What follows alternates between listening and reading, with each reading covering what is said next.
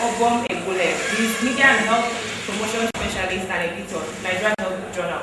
And he's going to talk about telling our health stories, strategic partnership with the media for health promotion. Please make him welcome.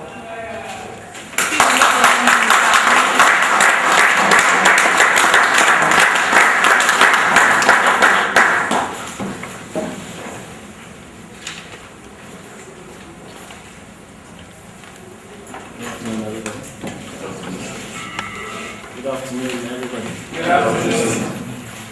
I'm sure you can feel the heat, right? Is anybody who's not feeling the heat? Everybody's feeling the heat. Okay. I think it's a good way to start. It's actually a reminder for us to know the things that we are likely going to change when we finally get in place to do what needs to be done. Is that okay? Now, every generation is supposed to be an improvement on the previous one. What I mean by that is,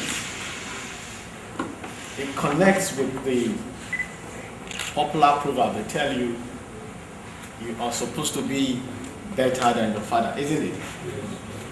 So, if you are being trained to become a doctor, what does that mean?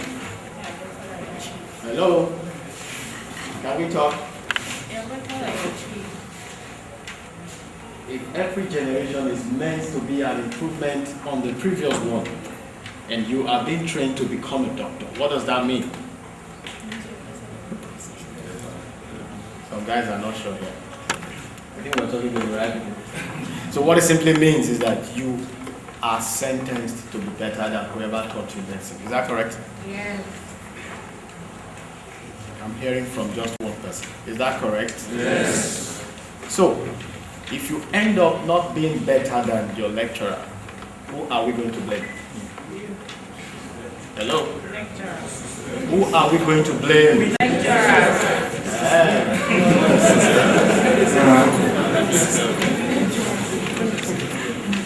Okay. Let me share this simple story with you. I'm actually here to tell you a story. The guys who taught me, I studied mass communication. And without being immodest, what I know now is, compared to what I was taught in school, and compared to those who taught me in school, it's more like the difference between night and day. Can you compare night and day? This audience is too quiet. Is it because there's no power? Because there's no power. Okay, good. Oh, yes, Lord. So I want you to get angry enough to the point where you get inspired to change things. That is why Douglas came all the way from the UK to come and do this. Did you pay to come in here? Did you pay any money? No. He spent so much money. He was once a student there, and whatever it cost him to come back to do this, he could have used it to buy an iPad, recharge card, take his family to Kentucky Fried Chicken. Is that correct? Yes. And maybe marry a second wife.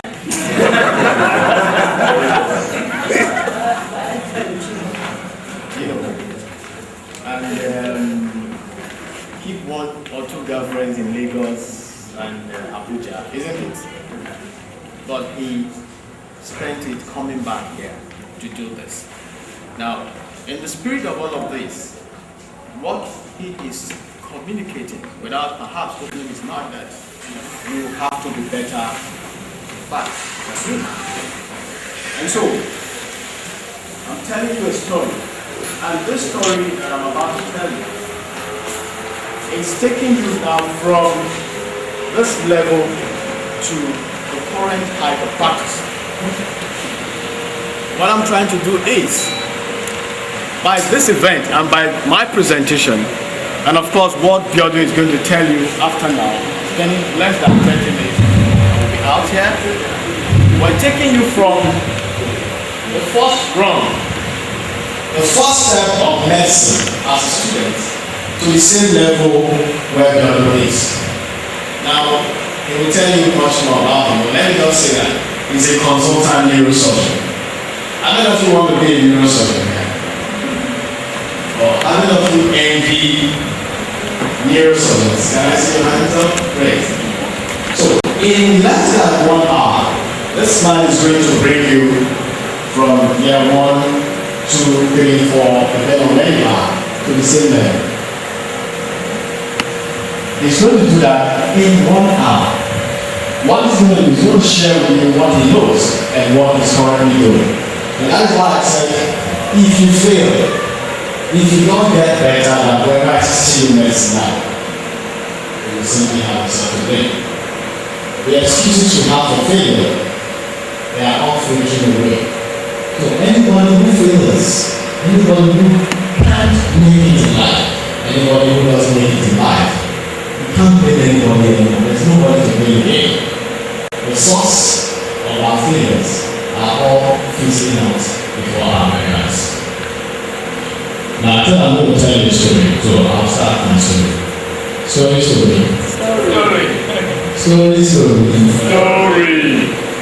Once upon a time. Oh, you're actually ready. Okay. Those were the popular timeless chants that we often hear. And it reminds us of story time.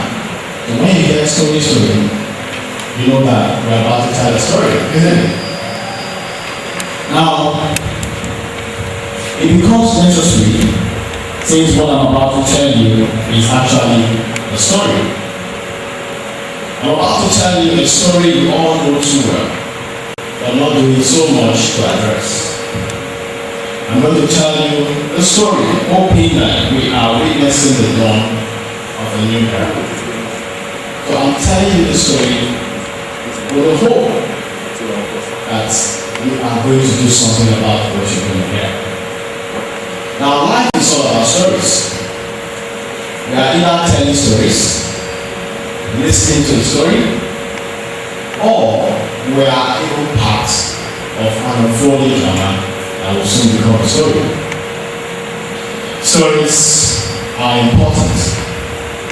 Specifically, every journalist, whether they are writers, reporters, or editors, are first and foremost storytellers. That's exactly who they are. So, if you're comfortable with what I just told you, then let's move on to the next level. We'll talk about the storyteller. Now, if the quality of stories that you tell determines who you are, then it presupposes that for you to be an outstanding storyteller, you have to tell great stories. Is that correct? Is that correct? Yes. Good. Stories are powerful, and we must tell them powerfully. When creatively told, stories resonate well. They evoke compelling memories that are often too hard to discountenance.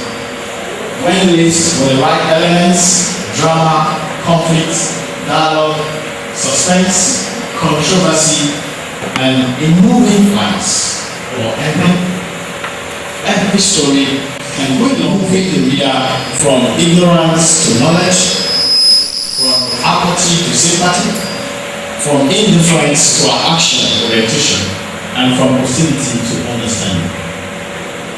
So, if you're sitting on the fence, a good story can move you or push you off that fence down to taking an informed point of view and acting on that perspective. But stories can be told without characters. So, to tell a great story, we need characters. We need great characters. The greater the characters in a story, the more impact it is likely going to make. We need willing and enthusiastic characters that must complement one another, each of them interpreting their roles accurately and even helping the storyteller to give life and animate the story as much as possible. Now, the greatest frustration of any storyteller is trying to write a story without characters, or without the right characters. When stories don't have characters, what you end up with most times is faction. Now, I didn't say fiction, I said faction. Now, what is faction? It is a mixture of facts and fiction. Some people evoke their ingenuity and try to create or manufacture amazing characters. Expectedly, this leaves behind a bad taste and a bad feeling. Something definitely is missing. A few years ago, I read an article by a discerning mother in one of the days complaining about what she described as inappropriate. She called it a wrong typecasting of AGHEIF and Obom as perpetually mischievous juveniles in most modern movies. How many of you know AGHEIF and Obom? Her quarrel has to do with the fact that AGHEIF and Obom are not kids. Do you agree with that? After all, she says the fact that AGHEIF and Obom are not kids gets in the way of whatever message being sent out through these typecasting in movies. That is her opinion, mind, but she's entitled to it. We also know that Nollywood is driven by merchants and traders, masquerading as storytellers, and whatever the thing would sell forms part of the business.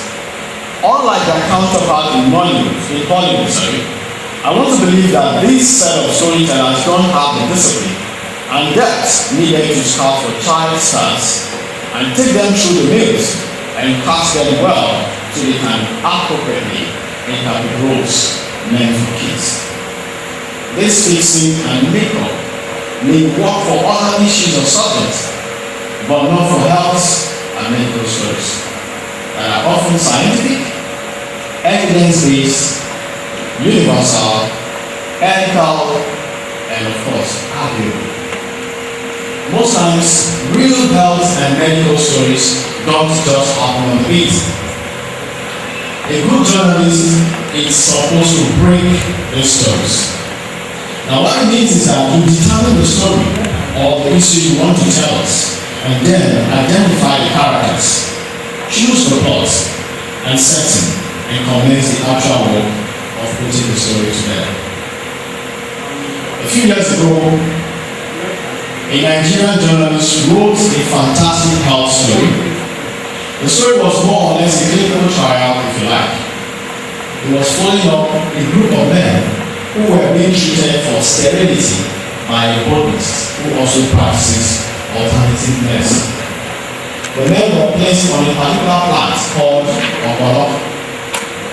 The plant is believed to contain medicinal properties that can address sterility.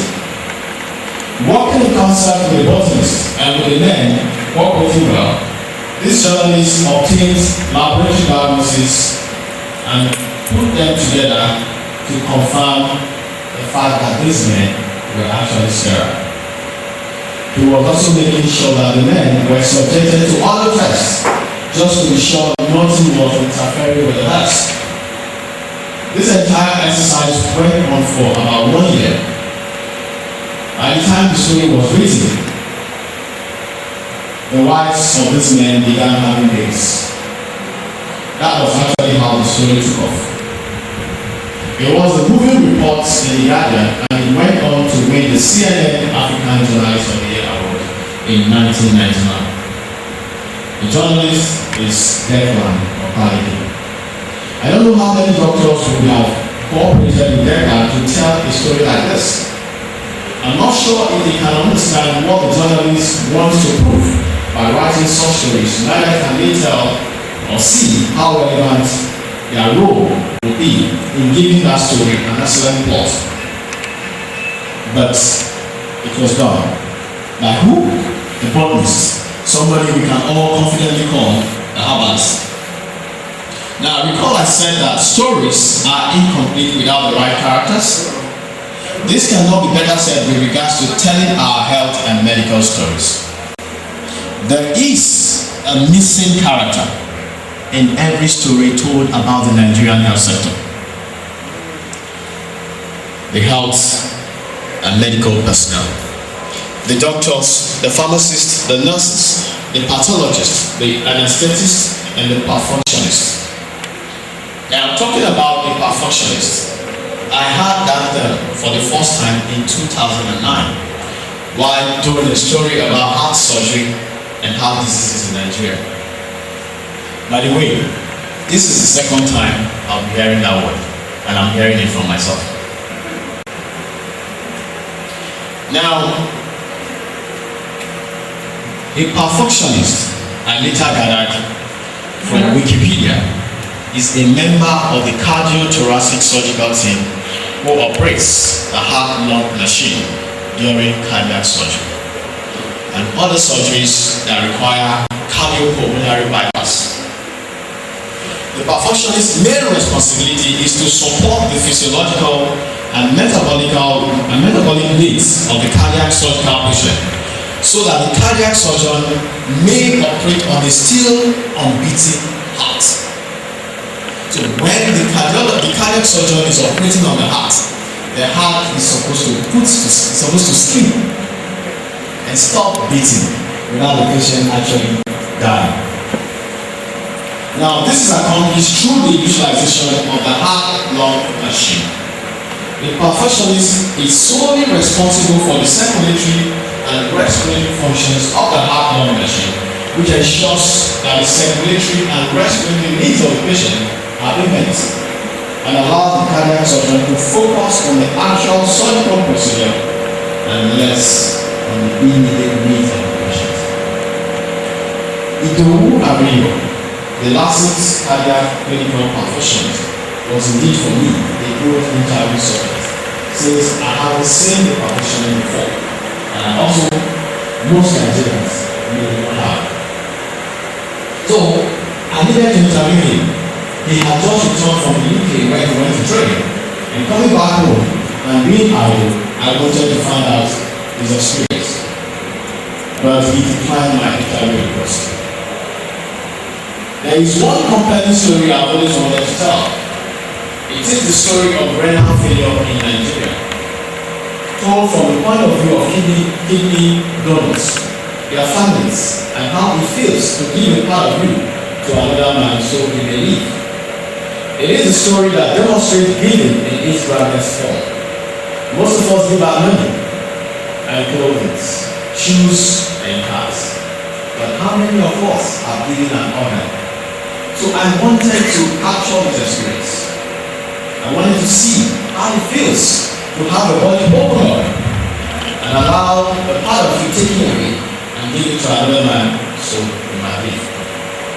This story for me is the story of fear, near death, despair, anguish, and hope, faith, and life. It is the story of several days of daily sourcing of funds and distressing visits to the dialysis machine, an eventual incapacitation and almost permanent stay on this lifelong machine. It is also the story of a surgeon's ingenuity, skill, discretion, sometimes fear, concern, and eventual hope of a better life for his or her patient. For kidney recipients, it is also a story that encourages a lifestyle of giving. Yes, giving your kidney when one can actually do the work.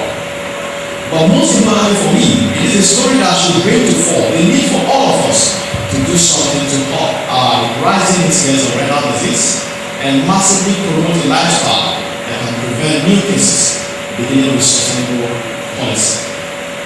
That story was never told.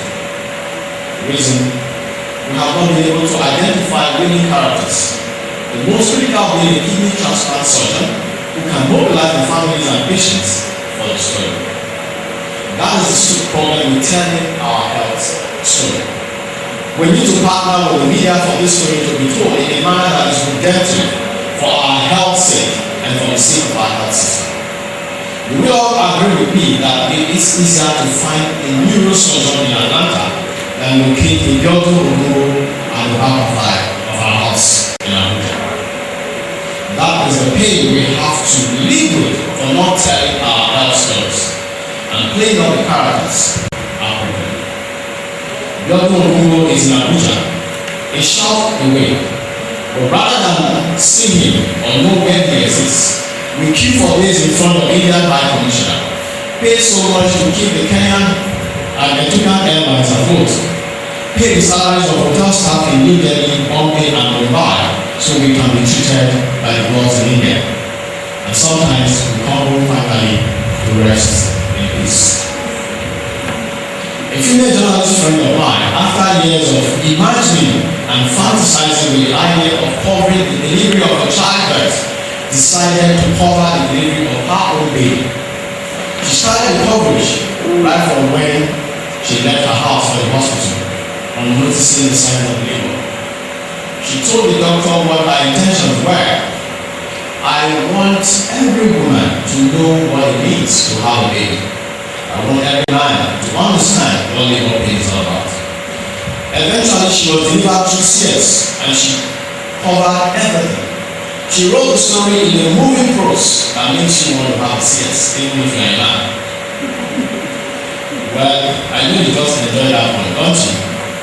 Now, if you did, I'm so sorry to tell you, you just would like to. There was no such story. It didn't happen. But this is a story we can all tell to restore confidence in our health system, especially these days when pregnancy is fast becoming a terminal disease. People need to know pregnancy is fun, and there are doctors in Nigeria who can make it even more fun. But how do we tell the story when you're writing characters? There is a character you must play if you must tell this story in a compelling manner. Are you willing and ready? Currently, doctors in Nigeria are not taught how to communicate. They are not educated on how to engage either with patients or their family members. This problem is going to continue. This problem has led to the death of so many patients needlessly just because the gap in communication continues to widen. Are you ready and ready to bring it up? Think about it as we get set, as we move into the next generation.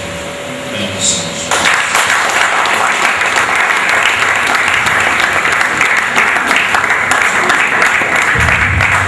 Thank you very much, Mr. Kingsley, Obom-Egbulem, for that wonderful talk. This is the time you have to ask him any questions, because it's supposed to be an interactive session. So does anyone have any question or anything they'd like to add or any story they'd like to share? No one? Mr. Kingsley, you said you've never had a renal transplant story, but I would like to say fortunate or unfortunate to have one. Because when I was in medical school in our 400 level class, a classmate of ours had a renal dysfunction, so he needed to have a transplant. And we got to the extent of going to media houses, trying to solicit for funds. So we were students, I'm not sure, we didn't know how. So we just went, we even made t-shirts, trying to source for funds and everything, and we both like well-meaning people in society, and they'll tell me, well, many people come for such reasons, but they're really fraudulent. So if, or peradventure, you want to, let's say, tell someone's story, tell someone that person's story, what do you need to put in place so that the story will be heard and support something for that person? Thank you so much for that question. Yeah, I've written quite a lot of stories around renal diseases and several diseases.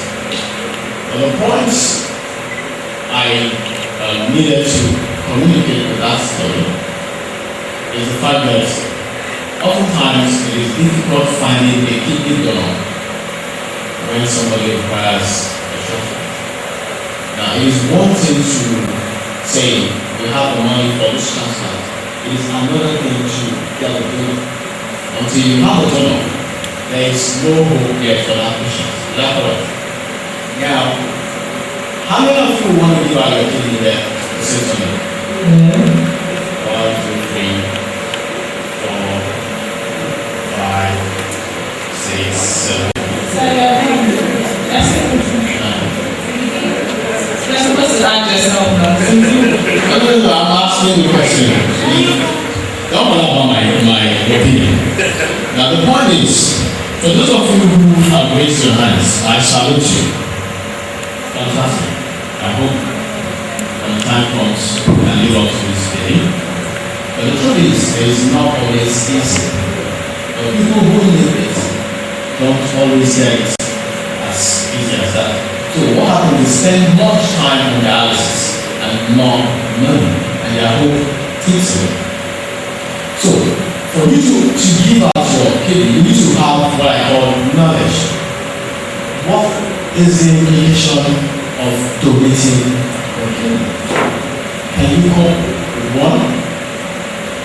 How does your kidney function? Now, as medical students, I'm sure that is okay.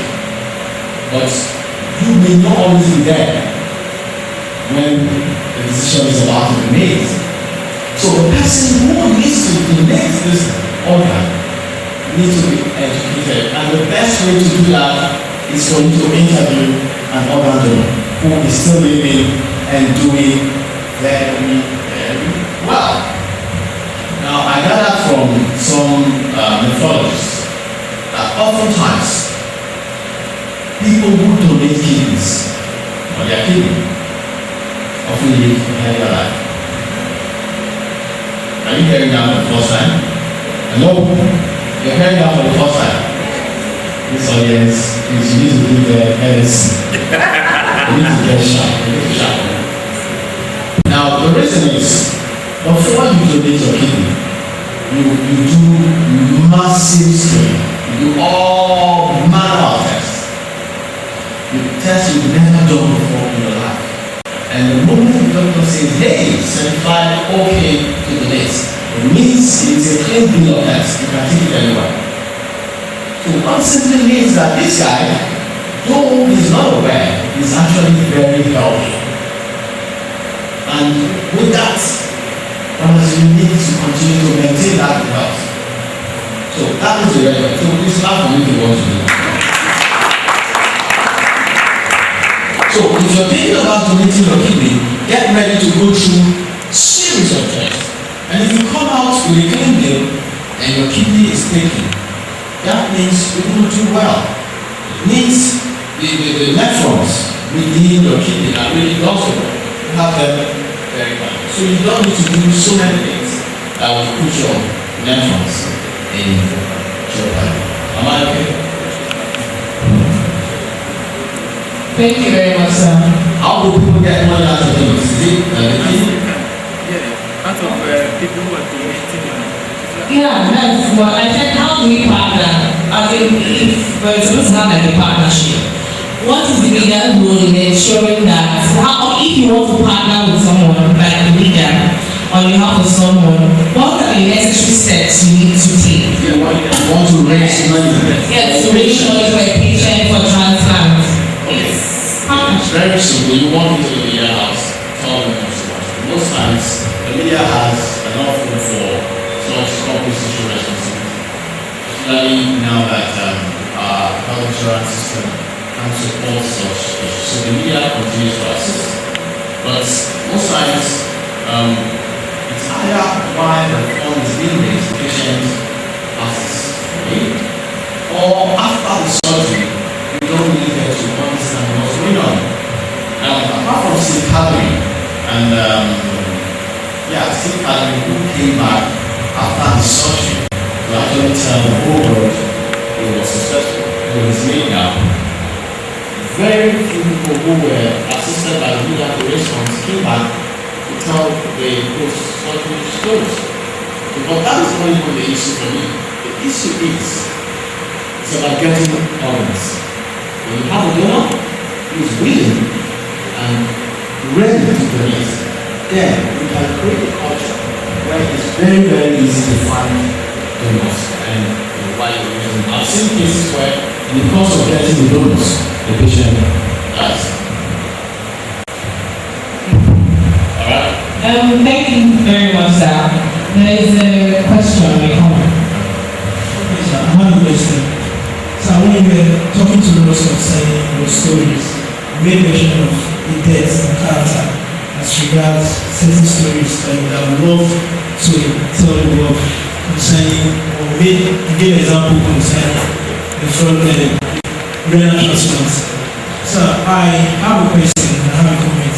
One, if comment is, it is a fact, or we were taught medical ethics during our early days that it is not encouraged, it is not allowed for advertisements or whatsoever to be done in medical practice in Nigeria.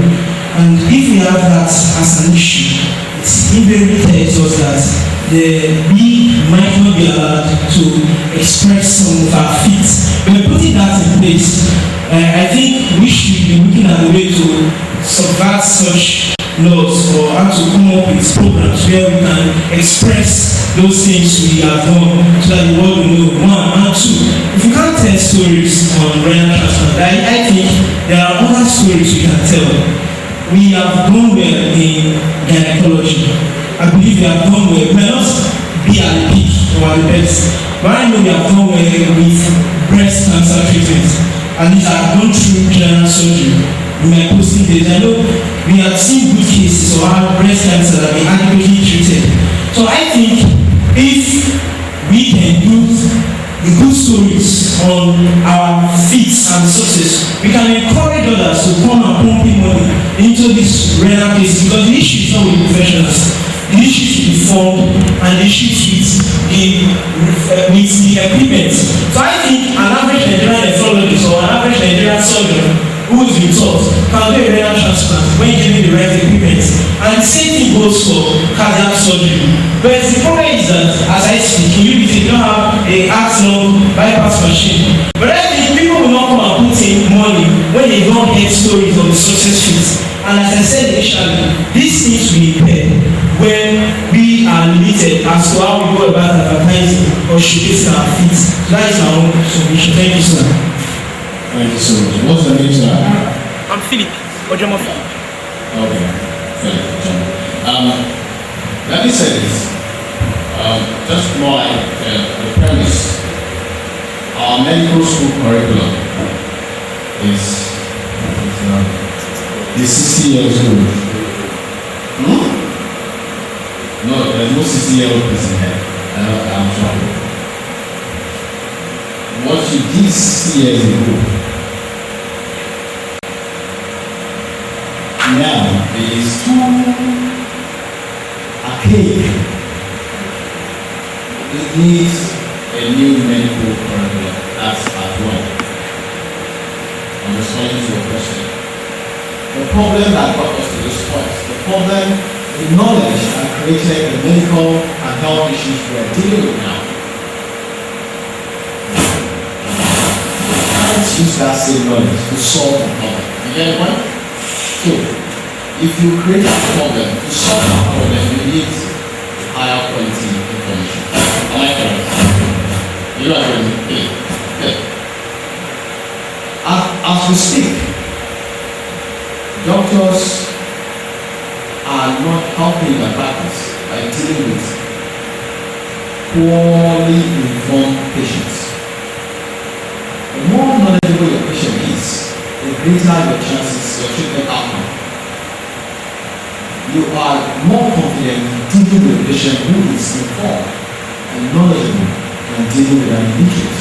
And you can engage on the intricacies, the depths, the rudiments, and all the gymnastics of Medicare.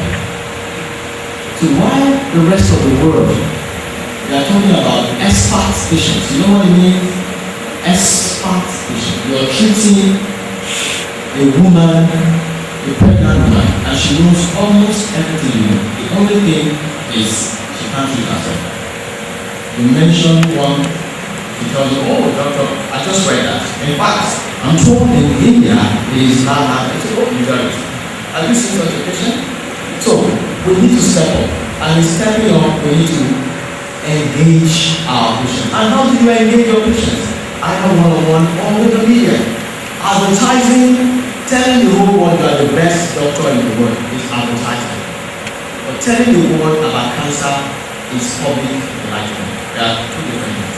So I think medical students need to get the issues in the right perspective. Advertising your hospital as the best pediatric clinic in Lagos or Benin, it's a different ballgame.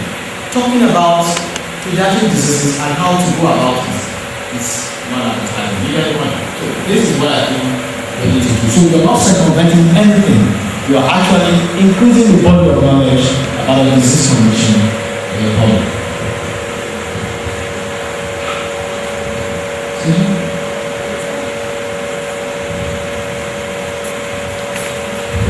Thank you very much. We'll have just one last comment. Question.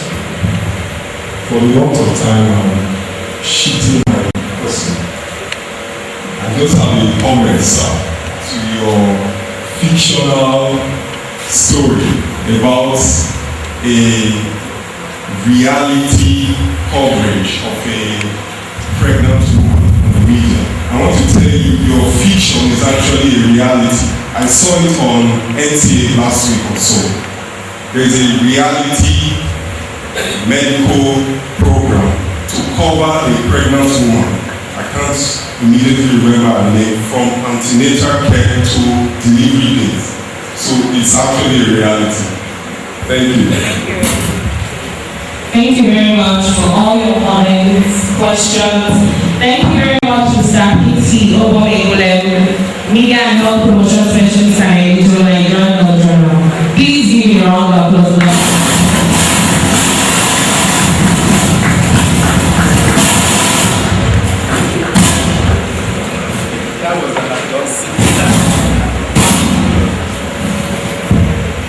Thank you very much. Now, next we have a talk, a lecture. And this lecture will be given by Dr. Biodun Ogungbo. He's a consultant neurosurgeon. And he's going to be talking about medical tourism, the realities and ways to spend time. So please make Dr. Biodun Ogungbo welcome. Thank you.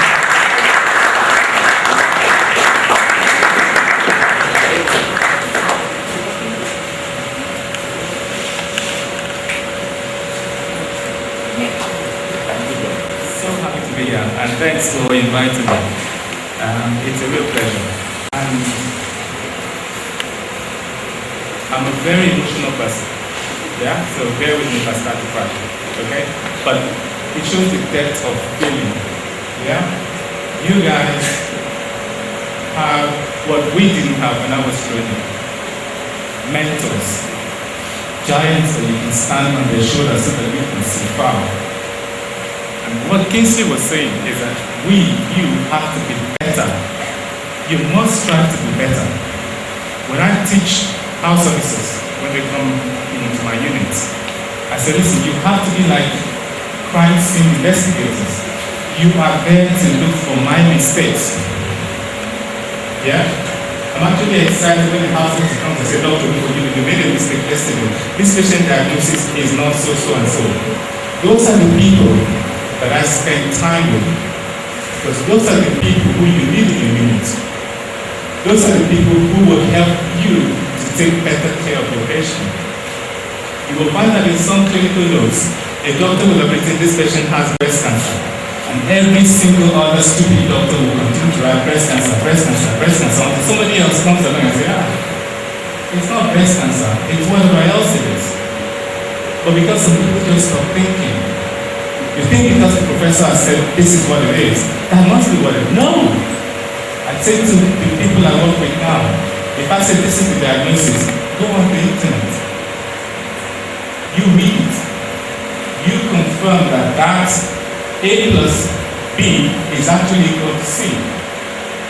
I say to my patients as well, this is what I think your diagnosis is based on so and so, but please go on the internet and read it. Come back and tell me that these symptoms fit in particularly with your diagnosis, because that's the way we should be educating our patients and our trainees. Okay? That's just a sign. I'm going to be very quick because we've got a flight to catch. My name is David. I'm a brain surgeon. I trained in medicine at the University of Lagos. I then did the FRCS, which is the general surgical degree, and then did the specialization in neurosurgery. I also did some research to earn an MSc in science. I'm interested in research and science and audit and all the rest of it. Next slide. After 20 years, I came back to Nigeria. What for? To train people in neurosurgery, to also practice neurosurgery the way I've been trained.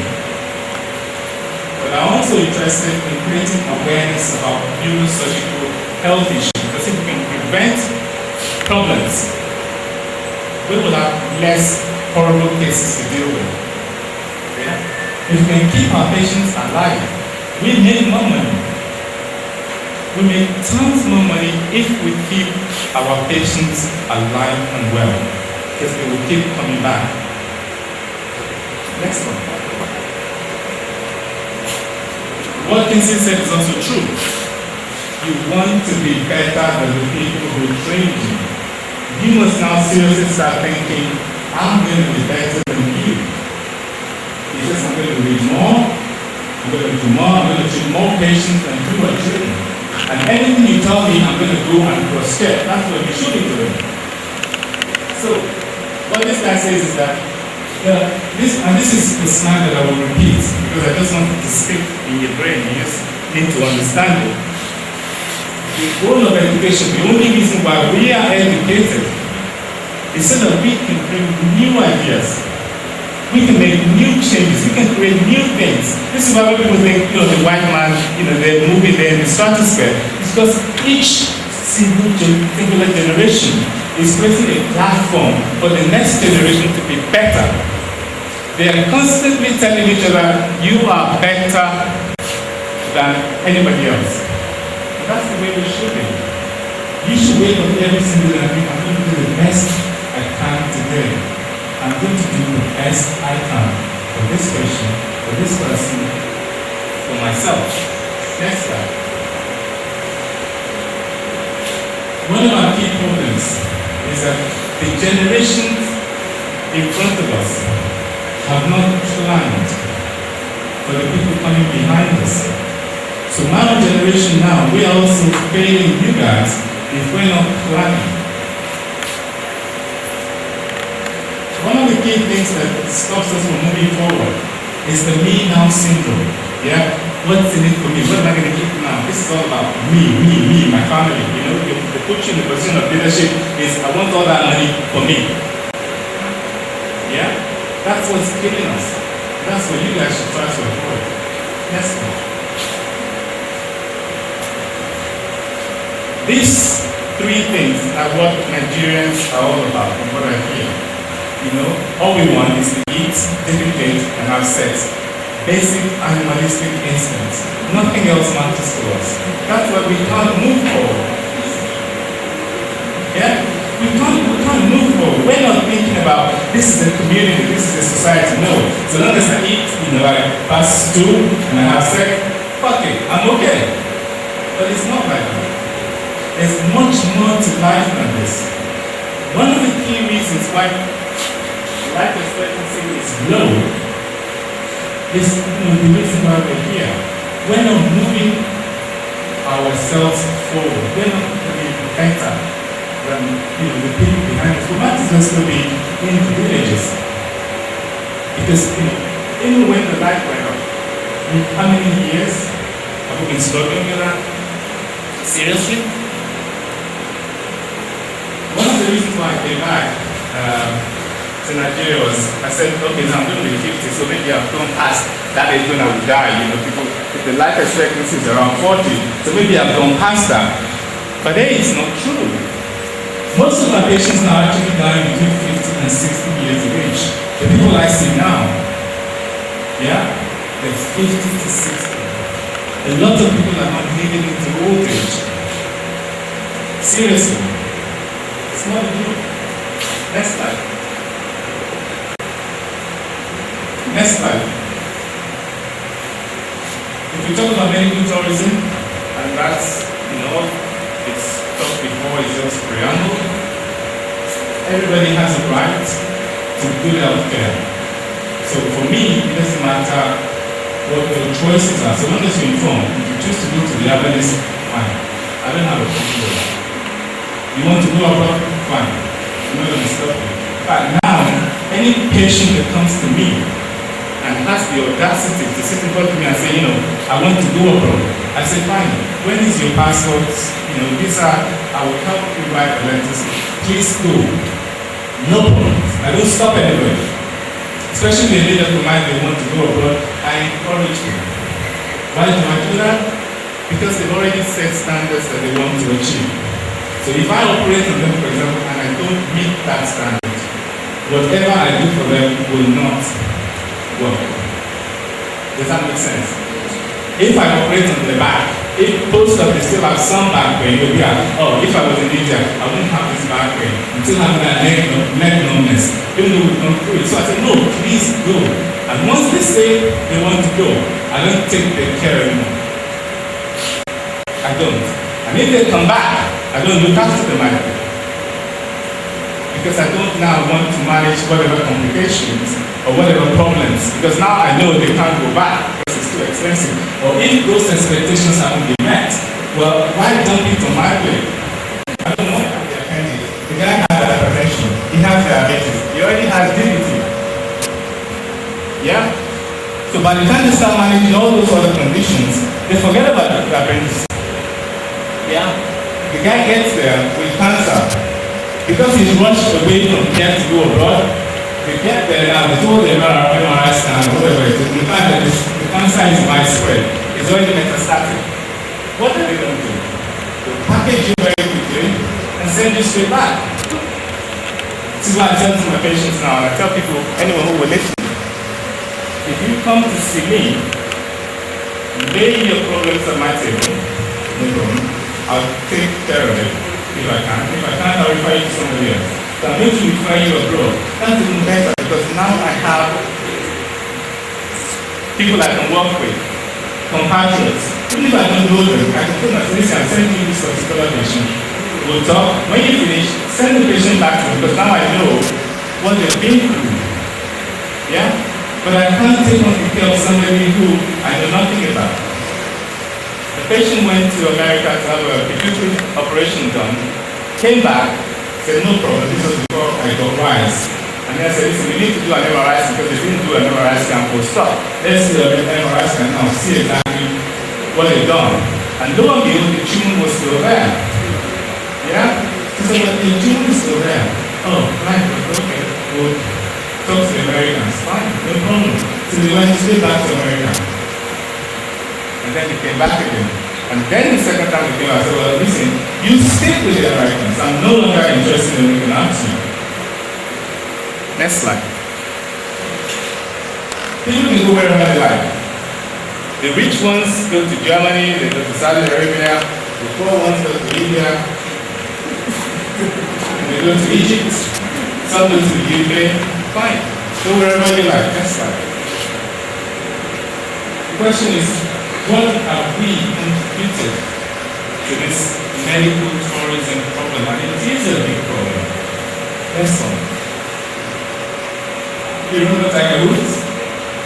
He couldn't keep his pants zipped up. Yeah?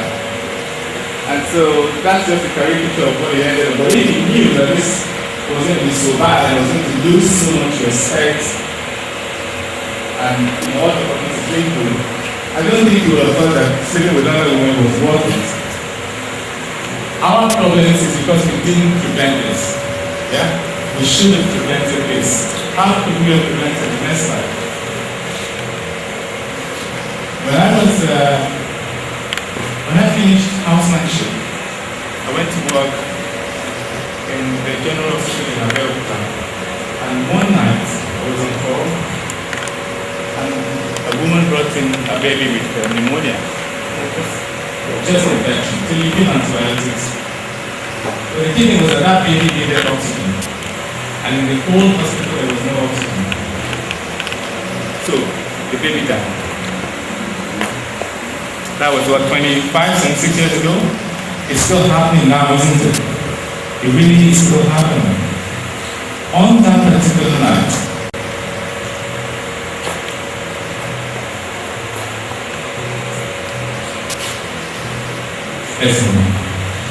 second story.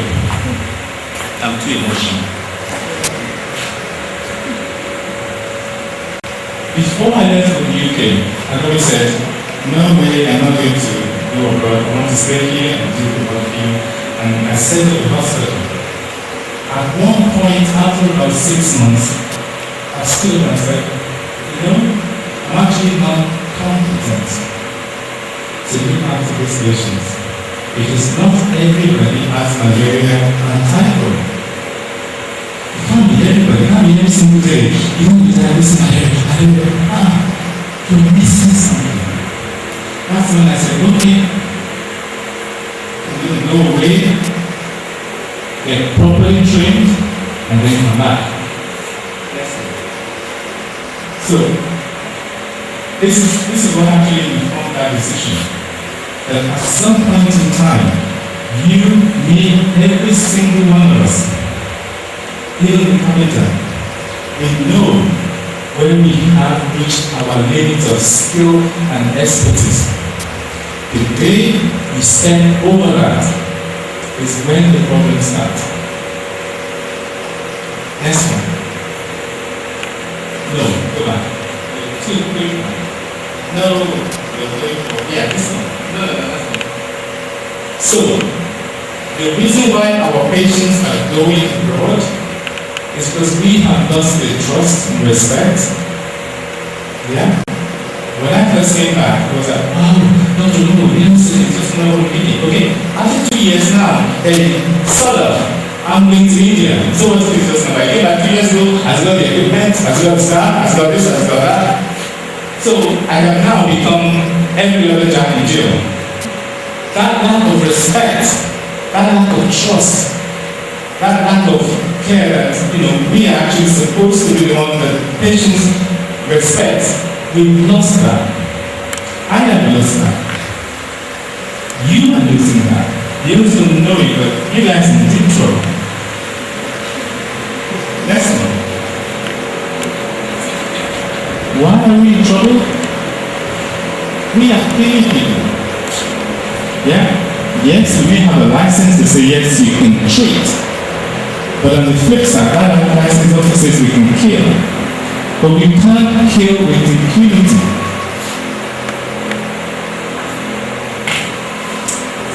There are some times when we have to make a decision, and I have no point making a decision as anything. This guy's got to die. Because death is more comfortable, is pain-free, is comforting. Yeah? We can make that decision that this person is in so much pain. Let him or her die peacefully, painlessly. No problem. That's our right. We have the license to do that. But not the way we kill people. Next one. Why do we kill people? Because we have bad leadership. You have bad people who are training you. And you also bad followers. Because you put blinkers on. You don't question. You stop thinking. One civil engineer student came to my office and said, he's just completed training as a civil engineer, but he can't go and work in a site. Yeah? He hasn't been equipped to actually be a civil engineer. All he knows is the rubbish that the lecturer has given him, and the lecturer, as stupid as he was, will say to them, please, give me a handout. If I give you, this is exactly what I want back. Don't deviate from what I've given you. So, it kills what does it kill? Oh, for God's sake. You can't think for yourself. You can't step out of that box. You can't do any natural thinking. And I tell you what is important, and you guys should be telling everybody that you can't tell. This one. A third, of us here, and use us here. 1/3 of us, before we die, will either have a stroke or have dementia. Alzheimer's disease. Yeah? You'll either have a stroke, or one of us, or some of us will have either a stroke or dementia. But the dementia is because we're not using our brain. We're not doing any brain training. We're not thinking. We're not engaging. I went to do a lecture with secondary school students, and what I was saying to them was essentially this. As you're sitting down, yeah, you don't even know that your brain is actually working. The time you know your brain is working is when you have a headache. Because suddenly the focus is, you know you have a brain at that point in time. But right now, when you should be engaging your environment and making changes in your environment, when you should be thinking, oh, why is this part of this chair not straight? I mean, who the heck was the carpenter who did that one? I mean, how easy was it to measure? We need to be stimulating and making changes in our environment, wherever you are. You need to be contributing in your own home, at school, at work, wherever you are. You need to be changing your society. If everybody is creating that oasis of, this is how things should be, our lives should be a lot better. Next one. Next one. Next one. This is the brain tumor. Yeah? Next one. This is a big meningioma. Next one. Those two patients and many more that I've seen since then have brain tumors. All of them have been to see eye specialists. They started with maybe opticians, ophthalmologists, everybody. You have eye problem. You can't see properly. They give you glasses. Oh, you still can't see? We change the glasses. We get to another step. You still can't see? We change those glasses. Lights too much? We give you dark ones. You don't like the designer ones? Choose another one. When they become completely blind, then the pain drops.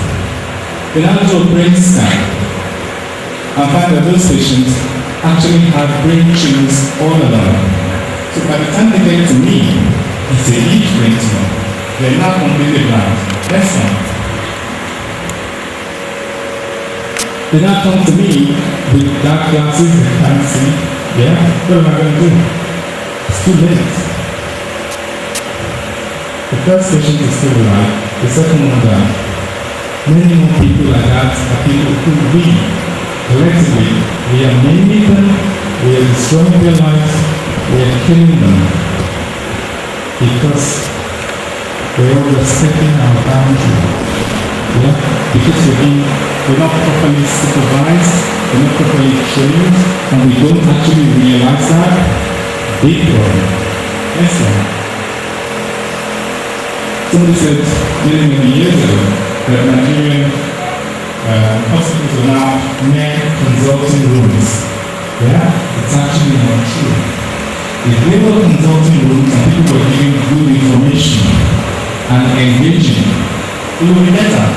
But we're not actually even giving good information in those consulting rooms. That's where the decay, the rot, the bad care, the mismanagement, it actually starts in our consulting rooms. Next one. Next one. Next one. When I came back, one of the key operations I wanted to do was to operate with people with spinal cord injury.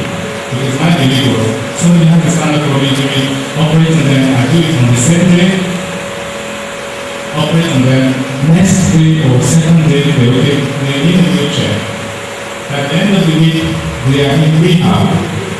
If they're going to recover, I've given them the best chance to recover. Because I can remove the pressure of the spinal cord and fix the bone. Yeah? Bed sores, urinary tract infection, chest infection, all those things I think of the past. And to get them up, get them straight out. Either back home or to rehab center. I still know hospitals today. They're managing them with flat bed rest, maybe neck traction. The doctor comes in and says, okay. Well, this is the treatment. But it's not the treatment. Why is it the treatment? Because they don't know better. Why is it treatment? They don't have the equipment. They don't care until it's actually their own flesh and blood. And that's another thing. Until it affects you and I, we don't care. We don't stand up and say, hey, I quit working at the National Hospital after 7 months. I could only stand it for 7 months. Because I couldn't stand each day, I go to the ward and I find that my patient had died overnight. This is somebody I spent time working on, and I was confident and happy with them. Next one. Next one. Next one. Next one. You got that? Yeah? Next one. This reminds me about obstetricians, individual ultrasound scans. Most of these birth defects should be detected by ultrasound. So you can either say, yes, we know what's going on, this baby can't survive, let's terminate the pregnancy. It's legal. Or yes, we know what's going on, let's prepare for this baby's delivery so that we can manage the baby and the mother effectively. But when people are being born and they've had accidental care and they're still being born with so many different conditions like that, then something is wrong somewhere. Somebody who's supposed to be the expert or the sonographer ain't saying nothing. Next one.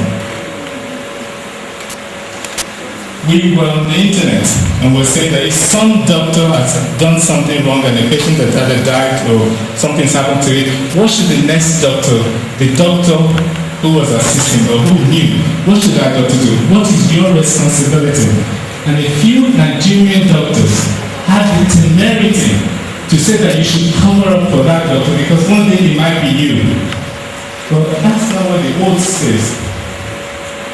Yeah? Mistakes happen. Shit happens. But you gotta own up and say, hey, I have done that so many times. I have never been sued before. And I practiced in the UK for 20 years. Why haven't I been sued? Because before I go to the patient, I write the history. And I write it myself. I don't get an SHO to write for me. I think that's crap, by the way. Yeah? Getting other people to write you notes so that you can cover your ass and say, I didn't tell you that. I don't know why I wrote that. Yeah? I write it myself, I sign it and I date it. Because I stand by what I write. Even if it's wrong, you can always come back. Oh, that was wrong. And rewrite and say, this is the right diagnosis now. No problem with that. Okay? Where was that? I need to start taking closer. And you move on, I've forgotten that trailer. Next slide. This is a good one. UN bombing, yeah? Boko Haram, bombed everywhere. All the patients were rushed to the National Hospital. The minister came, a few days later, all the patients who didn't die were rushed to South Africa. The minister came, what did he say? The National Hospital did a very good job. They saved lives. They did this, they did that. Hello, all the patients are in South Africa. If he had come up and said, we didn't do well, we need resources. Yeah? These were missing. Let's get those things in place. Each hospital will consistently improve. Yeah? When I came and was working at the National Hospital, I needed a portable ventilator so I can transfer patients with head injury, for example, from accident and emergency to CT scan or MRI or ICU or theater, whatever. Instead of you see an anesthetic doing that, or